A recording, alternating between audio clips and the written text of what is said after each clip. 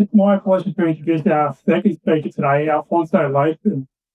Alfonso is the principal lawyer and accredited specialist at Coleman Greggs, and we thank him for loaning him to us today. He's part of their family law team.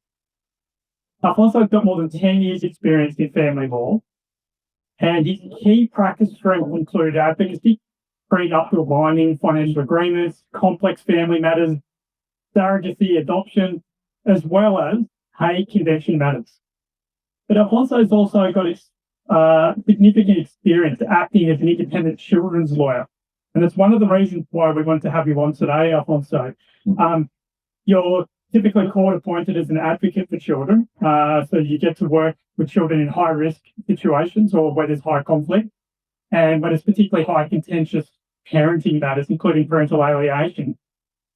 Alfonso, I might ask the same question to start the discussion. What's your view on or definition of parental alienation? Good afternoon, everyone. Hope you can hear me well. Thank you for the intro.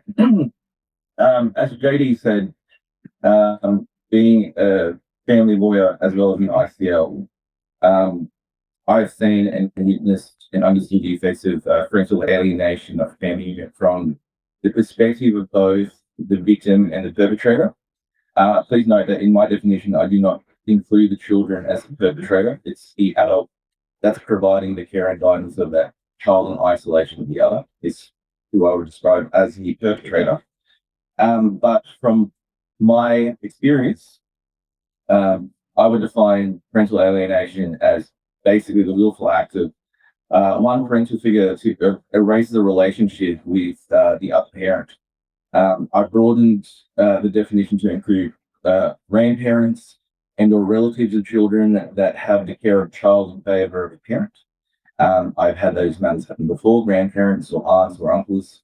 The main examples of this behavior and prime examples of seeking contact and communication abruptly is a main factor, but just even the gradual ceasing of contact and communication is a key factor to look at. To auxiliary actions such as if a parent is preventing children from seeing relatives and former friends that they may have had and going to family events, or to encouraging children to call parents' new partners mum or dad as opposed to their actual parental figure. And in sad cases, and I know we have orders to this in the family court, to name changes and the like, but we have some parents encouraging their children to adopt a surname that doesn't align with the parent that they're not spending time with.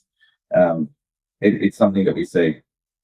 Parental alienation also is not always evident at the start of separation. It generally follows a pattern where a child or children who used to have a relationship with their other parent finds their usual interactions decreasing, finding that there is a new resistance in spending time with their children, sometimes to the uncalled end of the spectrum, where they start making allegations of abuse to prevent that time from occurring without there being a barrier. It's at this point where we consider that parental alienation and the effects of is incredibly hard to reverse, because we are dealing with significant issues when a child can make allegations that aren't true. From my point of view, parental alienation is usually exposed by the actions of the parent, and not expressly. The child will oftentimes mimic what the parent wants that child to do. Parental alienation shouldn't also be confused for an old child that expresses the views that they do not want to spend time with the other parent. Oftentimes, I have conferences with clients that return with a set of consent orders and seeking advice on how they can make their child, who's unloading on their feet, spend time according to the orders. The blame is pointed at the other parent because they're the person that you can breach for not following the orders, whereas sometimes it does just fall down to the growing pains of teenagers. They may not spend time with either of the parents. This opinion is profound in terms of whether or not it's the views of the child or the actions of the parent, as it will impact the appetite of whichever judicial officer is going to have to make a decision as to what's happening in the case. Okay, well, I'm sure you're used to being putting people on the spot or on the stand. I'm going to ask you a two-part question if I can. Sure. As an ICL, what is your position on parental alienation? And the second part of the question is, what is the court's position on parental alienation? Sure. It's understood that parental alienation, if left untreated, we can call it a treatment as such, is dangerous if not addressed early in separated families. From the perspective of me being a lawyer who's spoken directly to children that have been exposed to significant parental alienation, the views and emotions of the child are so defiantly strong that for the most time I make recommendations for therapeutic intervention to deprogram an impressionable mind view. The courts are aligned. They will consider therapeutic intervention because of the fact that if left just to the device of the parents, it will just continue. Making orders for following through also makes parents accountable. But certainly, in my experience, I was involved in a matter when I was a junior lawyer where the court went to the extreme decision of reversing primary care for a child due to parental alienation. In this case, it was dramatic and willful. The parent would just cease time for absolutely any reason. And by the time it came back to court, it was pursuant to orders that this child actually lived primarily with that parent, but spent time with the other parent, which that parent stopped time with. Basically, the courts decided that they would reverse care. And they went to the extreme length of actually putting a non-visitation period from the parent that used to have primary care to deprogram children. We understand that there is a solution. We don't want to go to the extremities of having to remove a child and further cause other damage. So not all judges will adopt that extreme action. They will focus on building a therapeutic network and scaffolding to assist. Well, that's interesting because we've already got questions coming through about the mental health impacts, which we'll address later. Of course. We get a lot of comments from parents that are experiencing this, saying that the court won't recognise parental alienation. They don't like the use of the term parental alienation. Could you expand on why that might be the perception or why that might be the case in court? It goes back to what I discussed before. Parental alienation is really hard to pick if it's being systematic and it's occurred up to a certain point in time. If it's happened abruptly, then basically they can say, well, why are you seeking time, etc. and the like. To then agree that it's parental alienation and talk that down, they don't have any responses, typically specific case law that deals with the topic of parental alienation that's published. I know that the case that I spoke about just before sounds like a win for the fight against parental alienation by going to that extreme. But this will not be the outcome applied to a large percentage of family law matters. We also treat with parental alienation matters as well. My belief is, the courts have tried to truncate the timeframes that people are in litigation. With parental alienation, there needs to be some kind of rebuilding or refixing therapeutic intervention to isolate what the issue is before you can progress. If you try to fast track this process and just basing it on the time spent in a truncated amount of time, then you're not going to get the results that would potentially be needed from the dangers that has already occurred, such as the mental health aspects. To identify cases with parental alienation, I would suggest, and they don't have a specific list for these matters, even though there was some appetite for judges discussing it previously. But it would have a different pathway, which I don't think that they have enough funding or resources for. So they put it through the norm stream, where it's up to other people to drive that argument, suggest that parental alienation is happening, and draw attention to it before it becomes the result of parents' behaviours, if you know what I mean. addressing it early. Yeah, okay. Alfonso, there has been a question coming through, and I want to give you the opportunity now. There's quite a few questions actually coming through right now about what degree of training do independent children's lawyers have to be able to spot these. There's an assumption that there is no mental health training, but you have mentioned about the therapeutic approach. Do you mind touching for a moment on the training and the additional qualifications that an ICL requires, and why we're having this conversation with you today? Before you get appointed to the panel, you have to have at least 5 years family law experience as a background. Whereas you're dealing with matters in the first instance and trying to apply the law as best you can, you have to look at what factors the courts are going to look at in terms of what is in the best interest of a child. That's the training that we get issued. Becoming an ICL then expands on that by looking at a different perspective of a child. The framework is a child should have the benefit, or it should be the of knowing both of their parents. It has been amended somewhat. It used to be a little bit more fairer and equal, but it's just moved on having a significant relationship or having that parent in their life. So we try to come from a place as to why it's not occurring. The training that we get doesn't look at just safety reasons, because a lot of the times there is violence involved. That's why we are appointed. But also just in case where children refuse to go to the parental conflict because of mental health issues. We aren't trained psychologists, but we can identify through the training that we have signs that a child is experiencing some part of dysregulation, etc. and the like. It's usually the parents that are well and truly aware of this occurring first and foremost, and advance this information to the ICL. And if we are unsure as to anything that's impacting, we have to work with the treaters of the children to get a better grasp. We can't pretend that we know absolutely everything. Even the forms of autism is something that we have to look at, and not everybody's at the same place in the spectrum.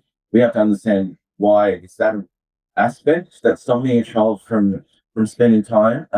Is it worse than this? Is it a different disorder or high anxiety or things and the like? I mean, there are grades as to what impacts are, and we can't say that one of the child's issues are less than the other, but we can work with what we can basically utilize and say there's a super anxious child.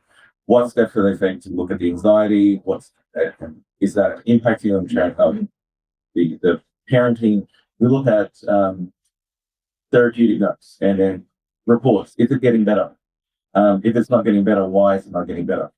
Things like that. So we do have our training in identifying when there is mental health issues. We can't ignore as ICLs if there is any reports. Even the reports that some parents try to put forward suggesting that there is mental health issues, it's clear from there that it's not always the case. But yes, there is nothing though that suggests currently right now that the children having been subjected to parental alienation have a mental disorder because of parental alienation, unfortunately. It's an impact on the child's life. That's the basis that I can suggest that there is nothing that has been forwarded in evidence to suggest that the child is unfortunately unwell because of as a direct result of parental alienation. It's usually a combination. Okay, and I acknowledge that I put you on the spot with that question, but it's what the audience are asking at the moment. Alfonso, what changes can we make in this space? What changes are required, and why do you think we need them? There's a few that I can suggest that will also assist me in my practice as both a lawyer and children's lawyer. The court system, as those that have been part of it, people know it's long and expensive. And as such, prior to and early in the process, I've built before, we mandate mediation, but if we can identify that this is occurring, we should have a look at getting children reviewed of a certain age. If they're struggling and you can identify it, start looking at therapeutic intervention as an earlier step. It could even be included. We have pre-action procedures that parties have to go through. Is there any consideration to the child's mental health? Something that's the checklist would be important, as opposed to us finding out after and the ICLs directing that to be the case. And then following that, the appointment of an ICL should be made earlier in cases of already identifiable parental alienation, where cases that the child has stopped spending time completely with another parent. And from the evidence presented to our judicial registrars to act as the gatekeepers to redress matters, they can therefore make that call earlier. At times, we are appointed as a point of frustration from the court and at the end of the matter, where our ability to assist, especially when it comes to having to deprogram affected children, it's minimal. Same except unless we are unpopular, I've made an unpopular call before to suggest that therapy was needed there and then, even though there were 3 years in. But it would have meant an adjournment of about another year. And people don't want to go through that. However, in this circumstance, I could not see any other way for these children to have a semblance of a relationship from a parent they absolutely loved. So that's another thing that we did look at. There are factors that the factors that appoint ICLs are broad and it's discretionary. So in that aspect, it's called repay. That's the case that is for the appointment of ICL. It's broad. If you believe that it's happening earlier in a case, then ask for it earlier. Direct your lawyer to ask for it earlier. There's also cost issues involved in ongoing family therapy. Unfortunately, oftentimes a parent who's relinquished the child does not wish for the child to even attend.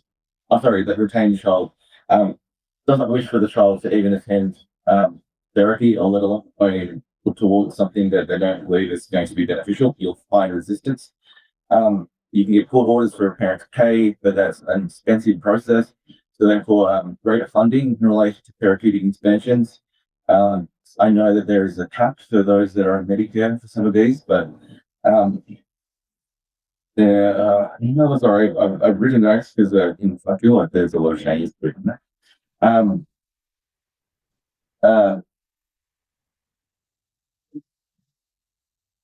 Sorry. Also, it comes down to funding. ICLs have a difficult task of reviewing evidence that's before the court, and also evidence gathering, which is a big role that we have, just so that courts can isolate what the issues are, as opposed to having to feel through parents' somewhat biased accounts. So we do have to sift through a lot of medical records, police reports. Sometimes we get a point where there's years upon years of evidence that we have to consider.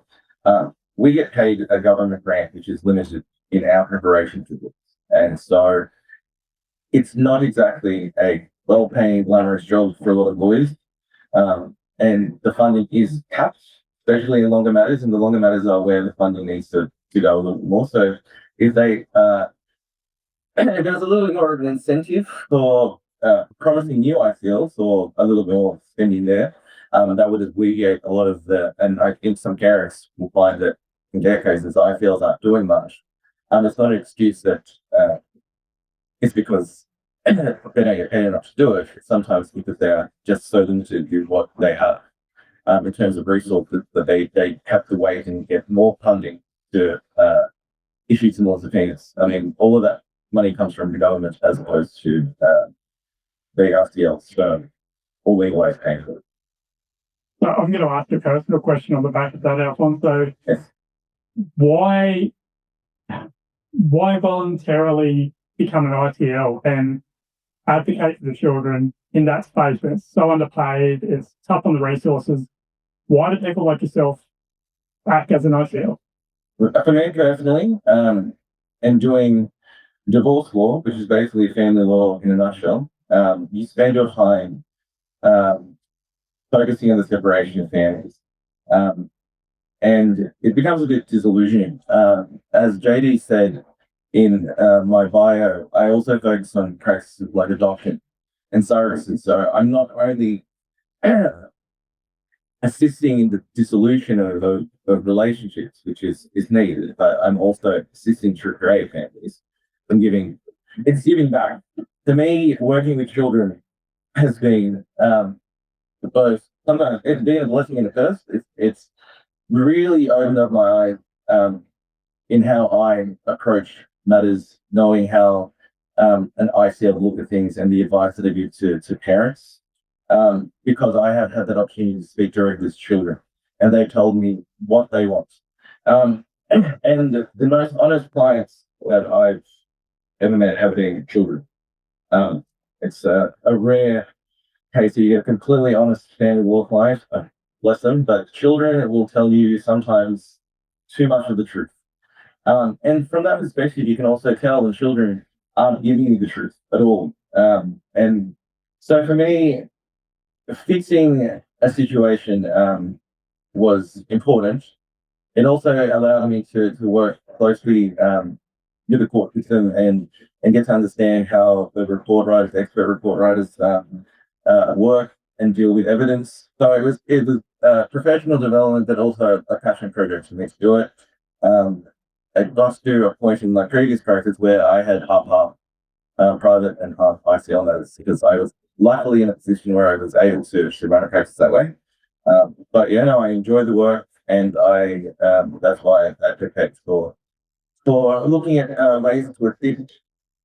Oh, well, thank you for that personal insight, because there is a human side to this as well. Absolutely. Alfonso, as we wrap up this section, could you summarize it? You've already given some key points, but could you summarize for our viewers and the audience that are there live, what is it that they can be doing right now? All right. For parents, to parents who are experiencing what they believe to be alienation, firstly, self-reflect and ask yourself at this first juncture, is it a causal effect of the other parent that you've been blocked from speaking to your children? Is it user control that's older? But if you have been blocked from all contact, this is the primary indicator. If it is occurring, do not think that therapy is useless. If someone suggests that it's the way forward, do not use therapy as a forum of blame, but working on reconnecting.